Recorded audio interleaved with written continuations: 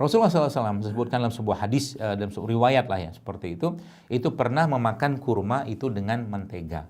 Tapi mentega zaman dulu kan mentega berasal dari lemak hewan yang kita sebut sekarang dengan butter. Jadi ternyata kurma itu kan karena kandungan kurma itu sangat tinggi gulanya, ketika dia dikombinasikan dengan butter, dengan lemak hewan yang sehat, nanti cari butternya butter yang grass fed ya, grass fed butter tuh banyak yang jual tuh. Jadi Anda makan kurmanya dicoel pakai itu akan memberikan kekuatan yang sangat luar biasa ke tubuh. Nah, tambah lagi biasanya saya kalau sudah kayak begitu, saya cocol sedikit sama garam mineral ya, garam mineral non rafinasi. Habis itu minum air udah powerful atau mungkin sangat kuat tubuh kita. Itu salah satu caranya kita untuk memberikan asupan yang terbaik untuk tubuh kita. Habis itu ngapain? Makan buah saja. Nanti kalau Anda pengen makan yang ya berat atau seperti itu, tentunya kita coba mulai kurangi karbo dalam tubuh kita, sehingga apa yang diasup lebih banyak adalah sayuran-sayuran dan protein atau ya baik protein hewan atau protein nabati. Itu caranya kita untuk memperkuat tubuh kita selama Ramadan, dan ditambah lagi nanti dengan asupan-asupan asam amino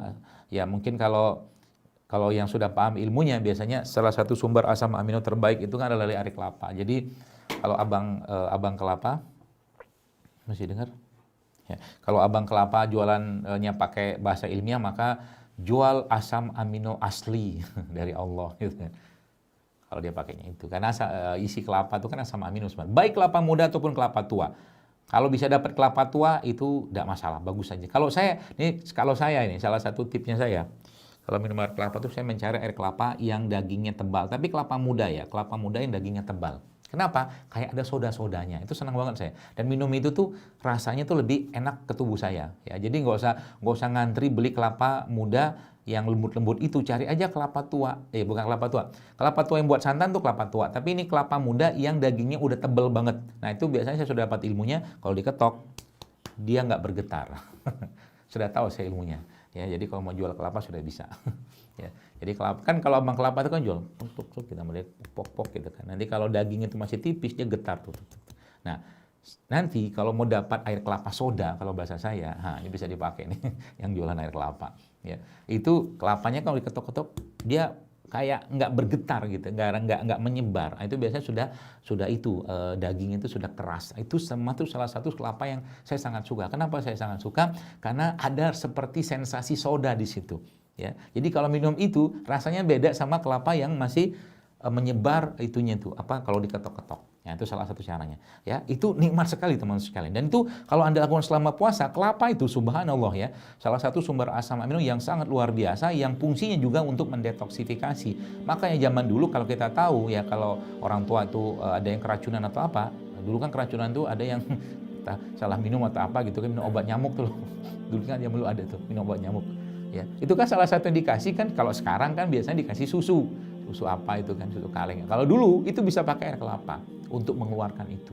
Jadi kelapa tuh sebenarnya anti racun yang sangat luar biasa. Tapi jangan kasih perasa. Ini kelapa dikasih flavor kelapa original, ada kelapa rasa jeruk, kelapa rasa alpukat segala macam, sehingga kelapa tidak original lagi. Itu bukan itu yang saya maksud. Jadi kalau Anda tetap pengen minum air kayak saya seperti penjual kelapa. Jadi saking semangatnya menyampaikan produk ciptaan Allah gitu kan, subhanallah, apalagi untuk orang-orang yang berpuasa. Jadi kelapanya itu teman-teman, Anda boleh kasih madu atau peras jeruk ya, atau kasih jeruk nipis atau jeruk biasa ya, atau mungkin yang punya alpukat, ambil alpukat, masukin alpukat, itu masya Allah ya, masya Allah enak sekali itu ya. Dan itu memberikan kekuatan untuk tubuh kita ya. Tambahkan garam sedikit. Biasanya abang-abang kelapa edisi lama biasanya udah tahu tuh, air kelapa tuh biasanya masukkan garam sama dia ya, supaya nggak terlalu asam untuk tubuh kita dan tubuh kita nggak berat mencernanya, atau mungkin asam lambung kita nggak kaget. Karena biasanya ada orang kan habis minum air kelapa ada yang sakit perutnya, sakit lambungnya ya, atau mungkin habis itu keliengan juga bisa. Itu salah satu solusinya dikasih garam ya, tapi garam yang sehat ya, seperti itu. Jadi kebayang ya, makan kurma, campur butter, campur garam sedikit, habis itu minum air kelapa atau air putih, makan buah sedikit, masya Allah itu sudah sangat-sangat enak dan lezat ya, masya Allah. Saya kemarin berbuka dengan teman-teman yang mereka yaitu kelompok itu ya, KPG, kelompok pecinta gorengan ya, saya sebutnya itu. Saya berbuka dengan mereka.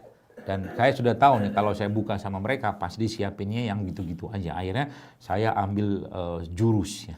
Jurus saya siapin semua bukanya, saya beliin buah-buahan, saya beliin kelapa, bahkan kelapa yang sudah pakai agar-agar itu yang dalam batoknya itu dan buah-buahan semua itu dia makan.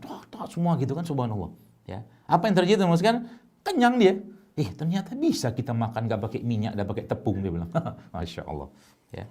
Jadi saya berhasil ya membuat mereka terkecoh. Ternyata makan sehat itu juga enak gitu kan. Tidak seperti bayangkan orang, kayaknya dunia itu hampa sekali tanpa produk tepung yang digoreng gitu kan. Nah, seperti itulah. Ya. Dunia hampa dan aku nelongsong ya kalau bahasa Jawanya gitu ya. Padahal biasa aja lah gitu kan.